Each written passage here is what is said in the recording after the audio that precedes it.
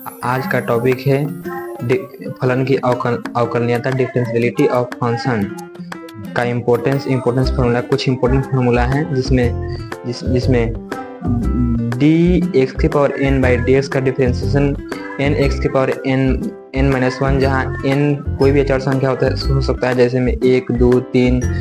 और सेकंड है sine X का डिफरेंशिएशन कॉस एक्स होता है, और cos x का डिफरेंशिएशन माइनस साइन एक्स होता है, और टेन एक्स का डिफरेंशिएशन सेक एक्स वार एक्स होता है, और कॉट एक्स का डिफरेंशिएशन माइनस कॉस एक्स वार एक्स होता है।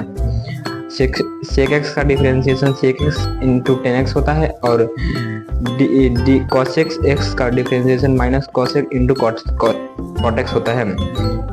यदि y बराबर a अचर हो, यदि y बराबर a अचर राशि हो तो इसको कांस्टेंट बोल सकते हैं, नहीं तो कांस्टेंट्स का डिफरेंशिएशन हमेशा 0 होता है।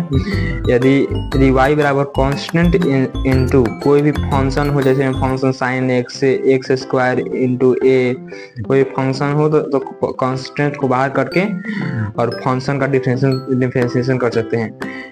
यदि y बराबर फंक्शन u बाई ए, जहाँ a कांस्टेंट है तो कांस्टेंट को बाहर कर देंगे और फंक्शन का डिफरेंशिएशन कर सकते हैं।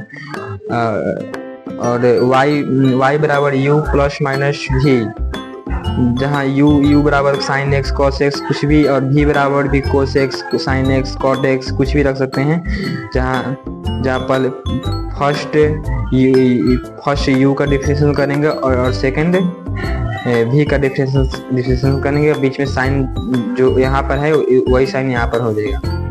और u बराबर y equal u into V, जहाँ इसका